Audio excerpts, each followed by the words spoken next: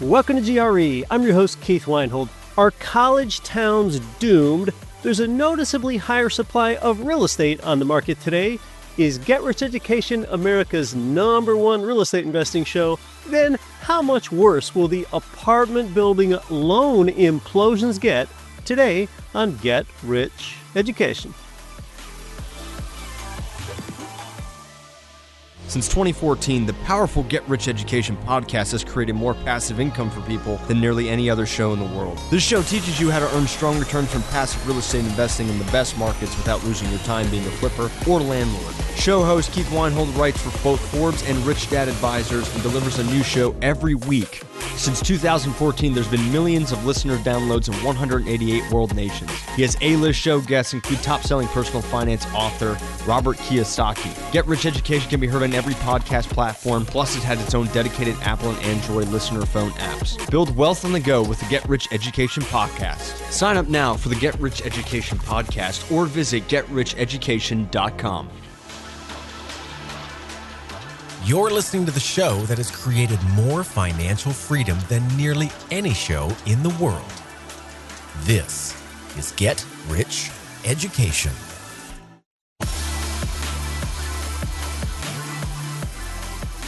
Welcome to GRE, from Orchard Park, New York to Port Orchard, Washington, and across 188 nations worldwide. I'm Keith Weinhold, and you're listening to Get Rich Education. How most people set up their life is that they have a job or an income-producing activity, and they put that first. Then they try to build whatever life they have left around that job. Instead, you're in control of your life when you first ask yourself, what kind of lifestyle am I trying to build? And then you determine your job based on that. That is lifestyle design, and that is financial freedom. Most people, including me at one time, and probably you, get that wrong and put the job first, and then we need to reverse it. Once you realize that, you discover that you found yourself so far out of position that you try to find your way back by putting your own freedom, autonomy, and free agency first. There you are, lying on the ground supine, feeling overwhelmed, asking yourself why you didn't put yourself first.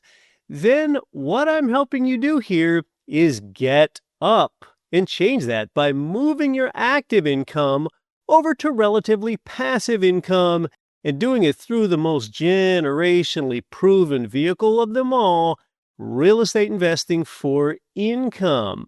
We are not talking about a strategy that didn't exist 3 years ago and won't exist 3 years from now. It is proven over time, and there's nothing avant-garde or esoteric here.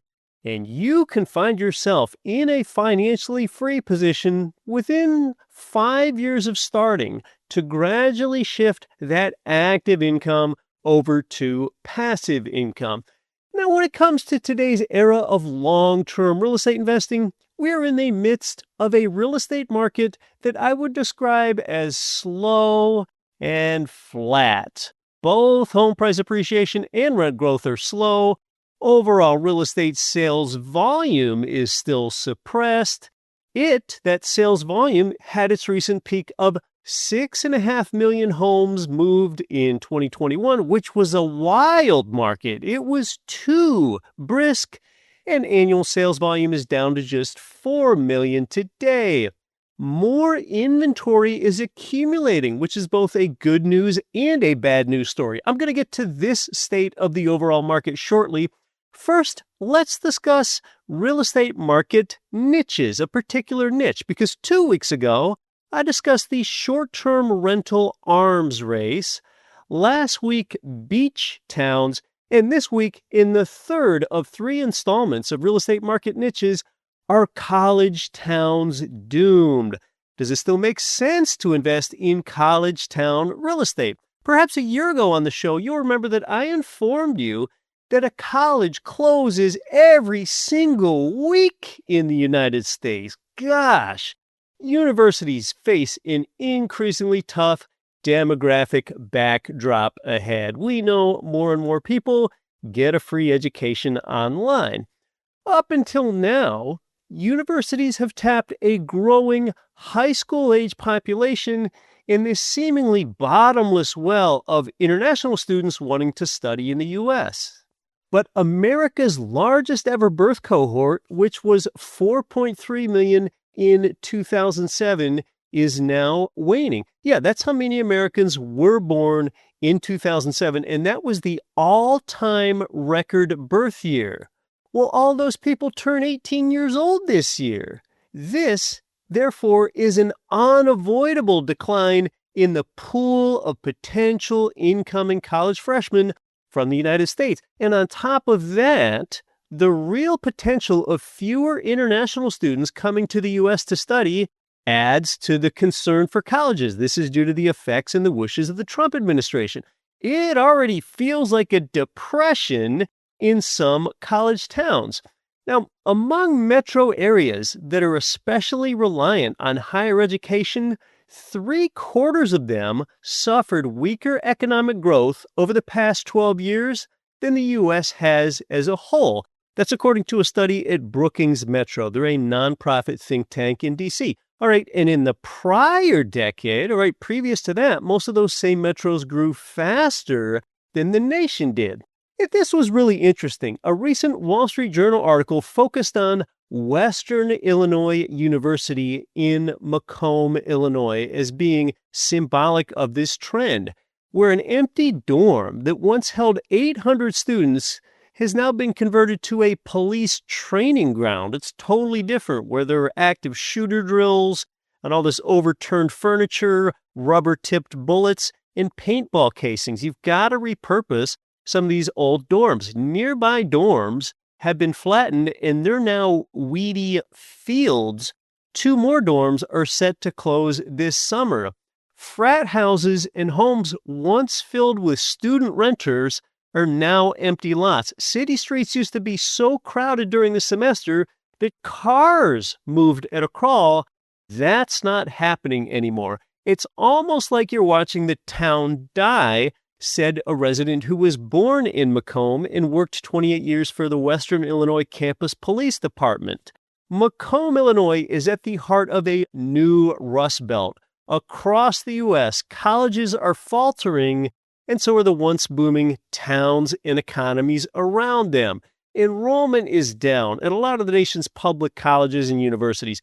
Starting next year, due to demographics, like I mentioned, there will be fewer high school graduates for the foreseeable future, and the fallout extends to downtown Macomb. It's punishing local businesses. There's this multiplier effect that's diminishing. It's not multiplying. For generations, colleges around the U.S. fueled local economies, created jobs, and brought in students and their visiting families to shop and spend, and growing student enrollment fattened school budgets, and that used to free universities from having to worry about inefficiencies or cutting costs. But the student boom has ended, and college towns are suffering. And what are some of the other reasons for these doomed college towns? Well, first, a lot of Americans stopped having babies after the global financial crisis. You've got a strong dollar and an anti-foreigner administration that's likely to push international student numbers down on top of this. And then thirdly, U.S. students are more skeptical of incurring these large amounts of debt for college. And then universities have been increasing administrative costs and tuition above the rate of inflation, and they've been doing that for decades. Tuition and operating costs are detached from reality, and in some places, student housing is still being built like the gravy train is not going to end.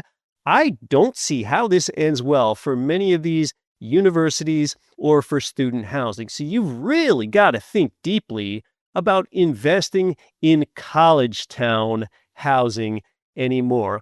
Where I went to college in Pennsylvania, that university is still open, but their enrollment numbers are down, and they've already closed and consolidated a number of their outlying branch campuses.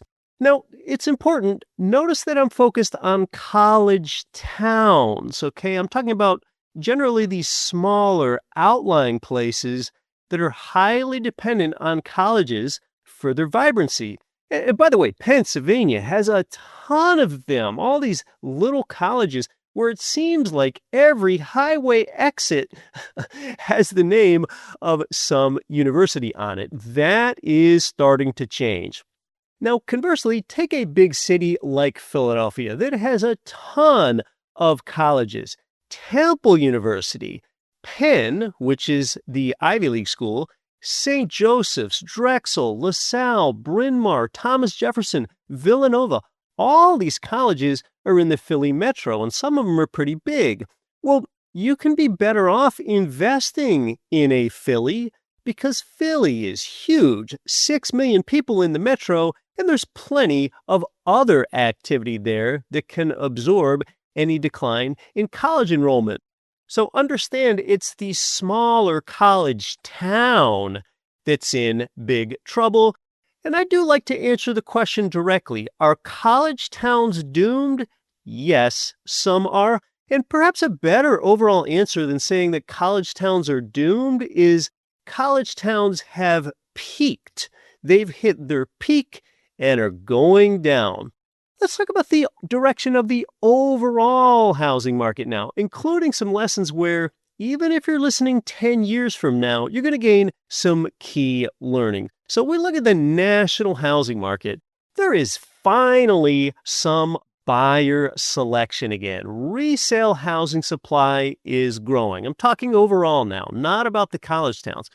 Back in 2022, nearly every major metro could be considered not just a seller's market, but a strong seller's market. And it was too much. It was wild. 3 years ago, buyers had to oftentimes offer more than the asking price, pay all cash. Buyers had to waive contingencies, forego inspections, and they had to compete with dozens of bidders. I mean, even if you got a home inspection, you pray that the home inspector didn't find anything worse than like charming vintage wiring because you might have been afraid to ask for some repairs of the seller. And that's because the market was so hot and competitive that you might lose the deal. Fast forward to today, and fewer markets hold that strong seller's market status. More metros have adequate inventory. And if you're one of our newsletter subscribers, you saw that last week I sent you a great set of maps that show this. As you probably know, 6 months of housing supply is deemed as the balance point between buyers and sellers. Over 6 months favors buyers, under 6 favors sellers. All right, so let's see where we are now. And by the way, months of housing supply, that phrase is also known as the absorption rate. Nationally, 4.6 months of resale supply exists. That's the current level, 4.6 months per the NAR. Now, it bottomed out at a frighteningly low 1.5 months of supply back in 2022, and it peaked at 12 full months of supply during the global financial crisis back in 2010. All right, so these are the amounts of resale housing supply available for sale. And we overbuilt homes back in the global financial crisis. Everyday people owned multiple homes 15 years ago because virtually anyone could qualify for a loan with those irresponsible lending standards that existed back in that era. I mean, back then, buyers defaulted on payments and walked away from homes, and because they had zero down payment in the home, well, they had zero skin in the game to protect. And again, that peaked at 12 months of supply. Now, today, Texas and Florida have temporarily overbuilt pockets that are higher than this 4.6 month national number. And of course, we have a lot of markets in the Northeast and Midwest that have less than this supply. But note that 4.6 months is still under 6 months of supply, still favoring sellers just a little.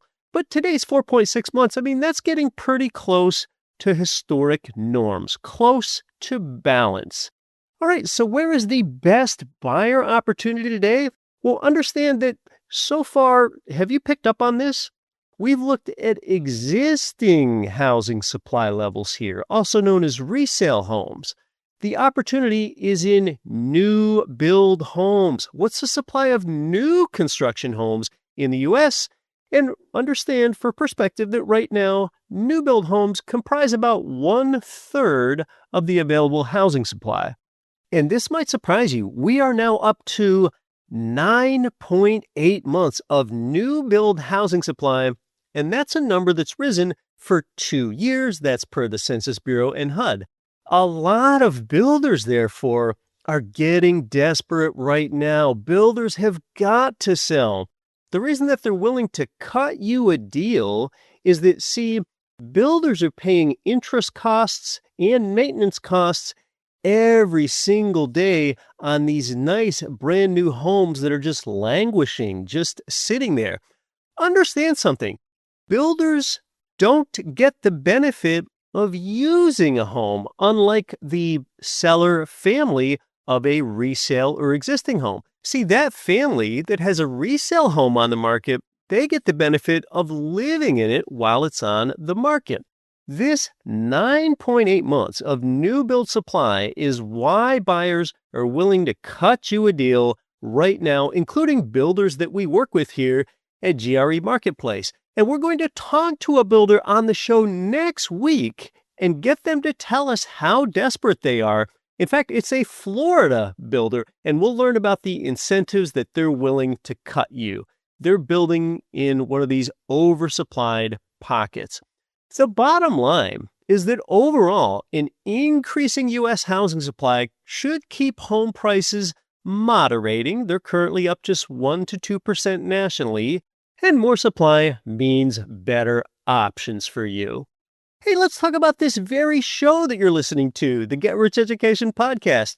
What do you like to do while you're listening to the show? In fact, what are you doing right now while you're listening to the show? Well, in a recent Instagram poll, we asked our audience that very question. You told us while listening to the show, 50% of you are commuting, 20% are exercising, 20% are at work, and 10% are doing home chores like cleaning or dishes. Now, is this show the #1 real estate investing podcast in the United States? We asked ChatGPT that very question, and here's how they answered. They said, excellent question. Real estate investing podcasts have exploded over the past 10 to 12 years, but only a handful have true long-term staying power. Here's a list of some of the longest-running, consistently active real estate investing podcasts that have built serious legacies. And you know something? We are not #1 based on those criteria. This show is ranked #2 in the nation. #1 are our friends at the Real Estate Guys radio show hosted by Robert Helms. How many times have I recommended that you go ahead and give them a listen?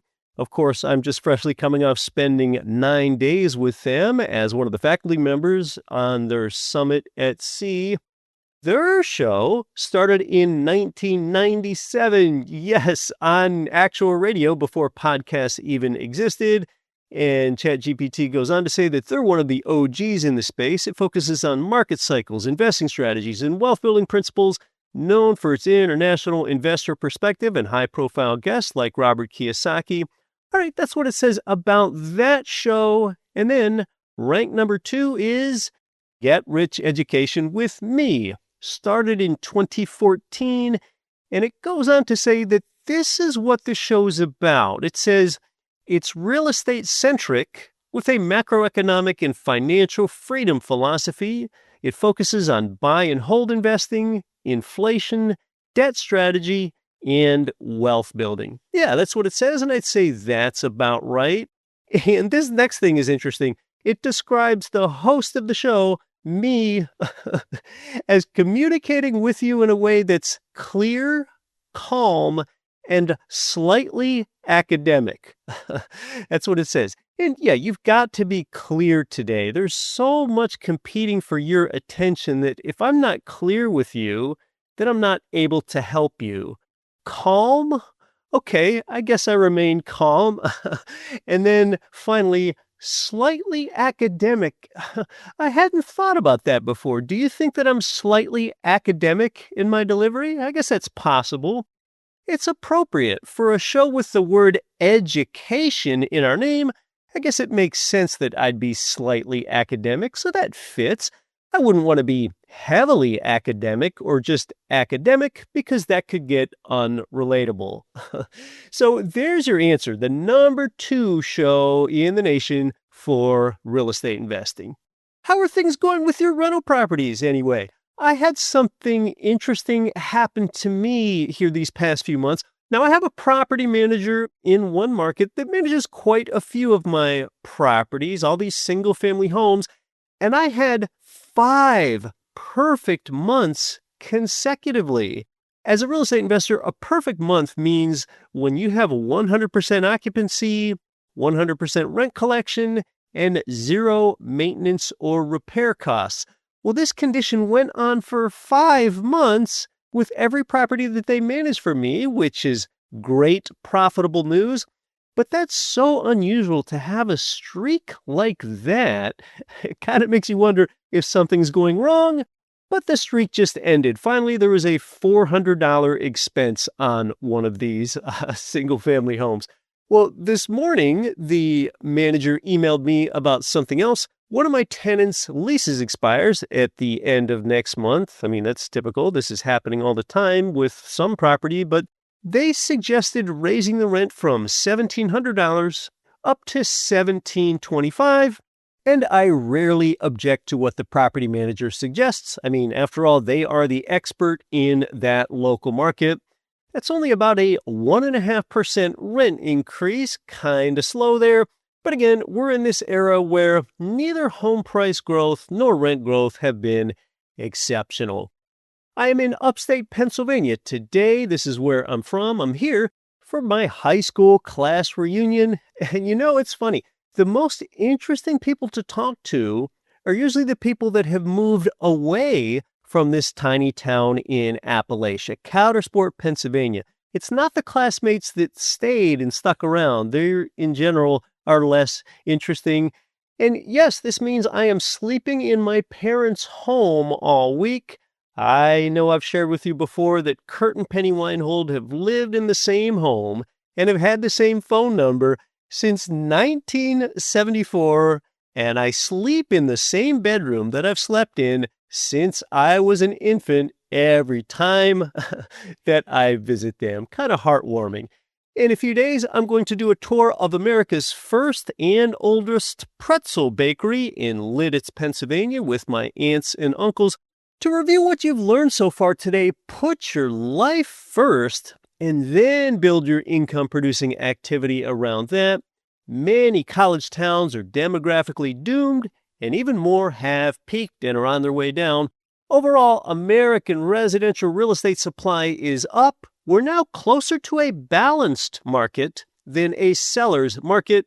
We've discussed the distress in the 5+ unit apartment building space. Owners and syndicators started having their deals blow up beginning in 2022 when interest rates spiked on those short-term and balloon loans that are synonymous with apartment buildings. When we talked to Ken McElroy about it a few weeks ago on the show, he said that the pain still is not over for apartment building owners. Coming up next, we'll talk about it from a different side as I'll interview a commercial real estate lender and get her insights. I'll ask her just how bad it will get. And this guest is rather interesting. She's just 29 years old, really bright and articulate, and she founded her own commercial real estate lending firm. She and I recorded this on a cruise ship while we were on the Real Estate Guys Investor Summit at Sea a few weeks ago, so you will hear some background noise. You'll get to meet her next. I'm Keith Weinhold. There will only ever be one Get Rich Education Podcast episode 563, and you're listening to it. The same place where I get my own mortgage loans is where you can get yours, Ridge Lending Group, NMLS 42056. They provided our listeners with more loans than anyone because they specialize in income properties. They help you build a long-term plan for growing your real estate empire with leverage. Start your pre-qual and even chat with President Chaley Ridge personally. While it's on your mind, start at ridgelendinggroup.com. That's ridgelendinggroup.com. You know what's crazy? Your bank is getting rich off of you. The average savings account pays less than 1%. It's like laughable. Meanwhile, if your money isn't making at least 4%, you're losing to inflation. That's why I started putting my own money into the FFI Liquidity Fund. It's super simple. Your cash can pull in up to 8% returns and it compounds. It's not some high-risk gamble like digital or AI stock trading. It's pretty low risk because they've got a 10-plus year track record of paying investors on time, in full, every time. I mean, I wouldn't be talking about it if I wasn't invested myself. You can invest as little as $25K and you keep earning until you decide you want your money back. No weird lockups or anything like that. So if you're like me and tired of your liquid funds just sitting there doing nothing, check it out. Text FAMILY to 66866 to learn about Freedom Family Investments Liquidity Fund. Again, text FAMILY to 66866. This is Ridge Lending Group's president, Shaylee Ridge. Listen to Get Rich Education with Keith Weinhold. And remember, don't quit your daydream.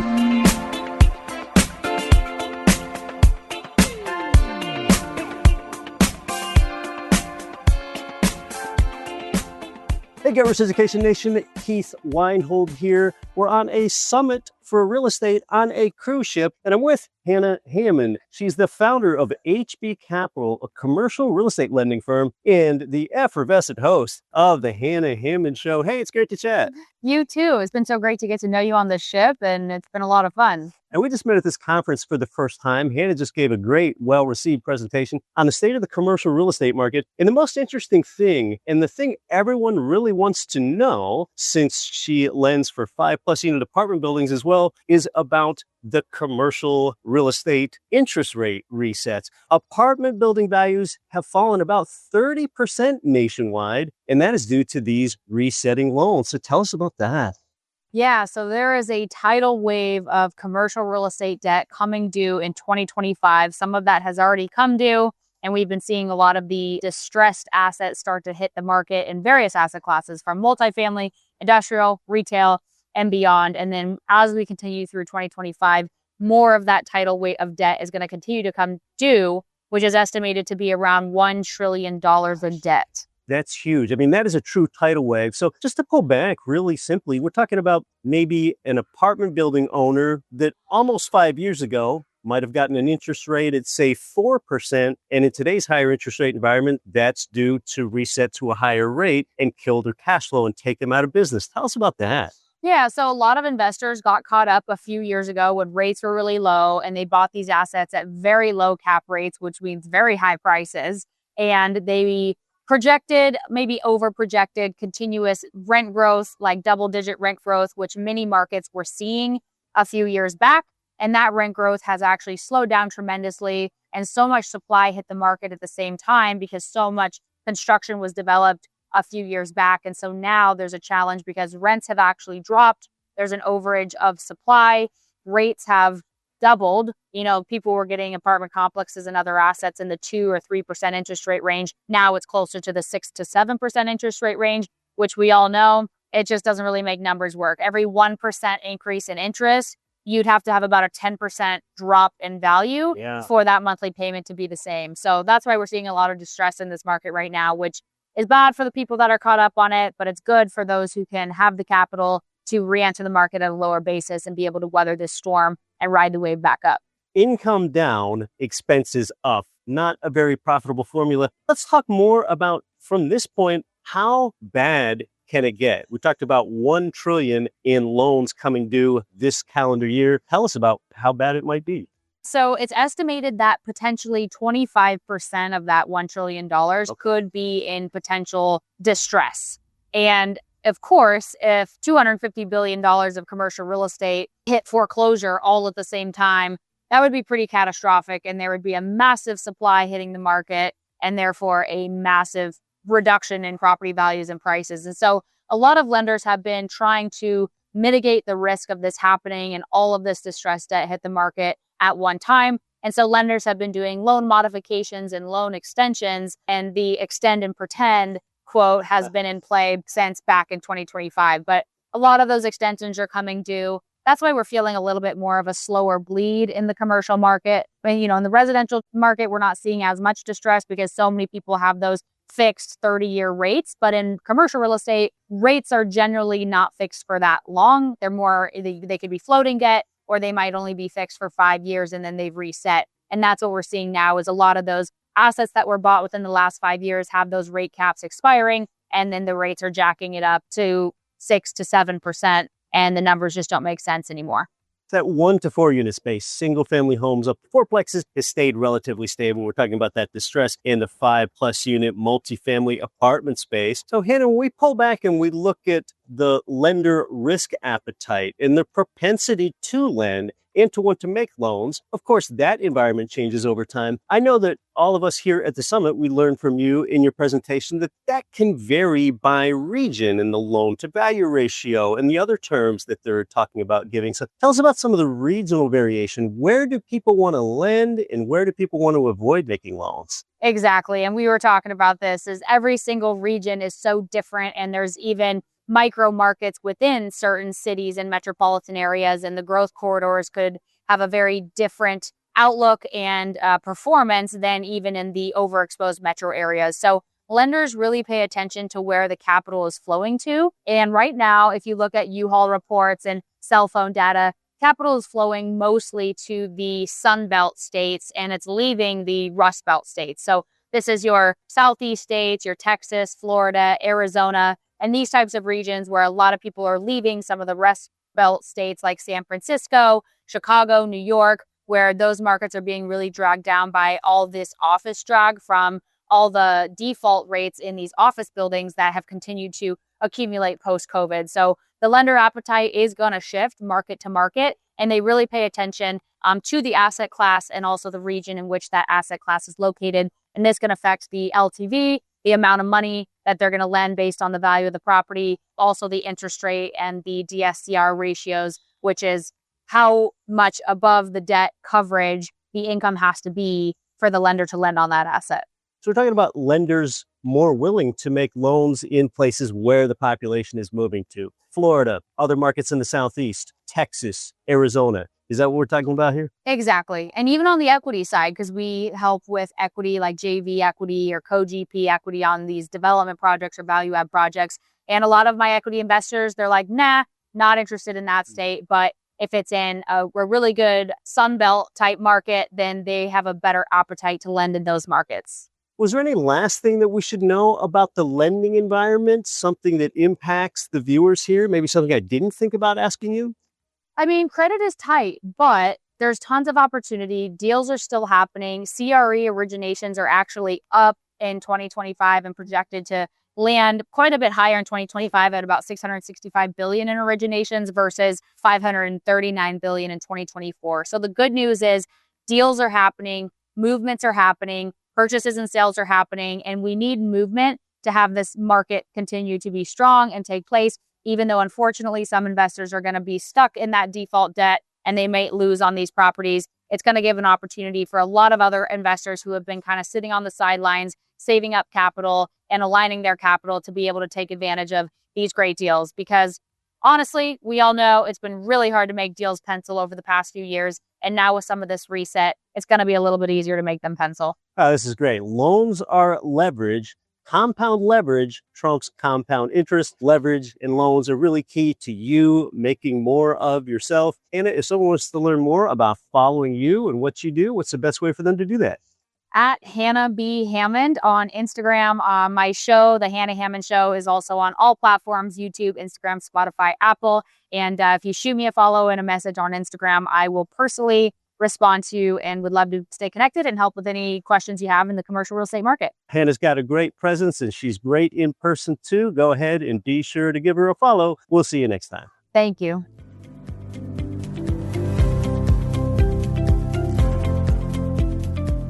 Yeah, sharp insight from Hannah Hammond there. $1 trillion in commercial real estate debt comes due this year. A quarter of that amount, $250 billion, is estimated to be in distress or default. This could keep the values of larger apartment buildings suppressed even longer. As far as where today's opportunity is, next week on the show, we'll talk to a home builder in Florida, ground zero for an overbuilt market, and we'll see if we can sense the palpable desperation that they have to move their properties and what kind of deals they're giving buyers now. Until next week, I'm your host, Keith Weinhold. Do the right thing before you do things right out there, and don't quit your daydream. Nothing on this show should be considered specific, personal, or professional advice. Please consult an appropriate tax, legal, real estate, financial, or business professional for individualized advice. Opinions of guests are their own. Information is not guaranteed. All investment strategies have the potential for profit or loss. The host is operating on behalf of Get Rich Education, LLC exclusively. You know, whenever you want the best written real estate and finance info, oh, geez. Today's Experience limits your free articles access, and it's got paywalls and pop-ups and push notifications and cookies disclaimers. It's not so great. So then it's vital to place nice, clean, free content into your hands that adds no hype value to your life. That's why this is the golden age of quality newsletters, and I write every word of ours myself. It's got a dash of humor, and it's to the point because even the word abbreviation is too long. My letter usually takes less than 3 minutes to read, and when you start the letter, you also get my 1-hour fast real estate video course. It's all completely free. It's called the Don't Quit Your Daydream letter. It wires your mind for wealth, and it couldn't be easier for you to get it right now. Just text GRE to 66866. While it's on your mind, take a moment to do it right now. Text GRE to 66866.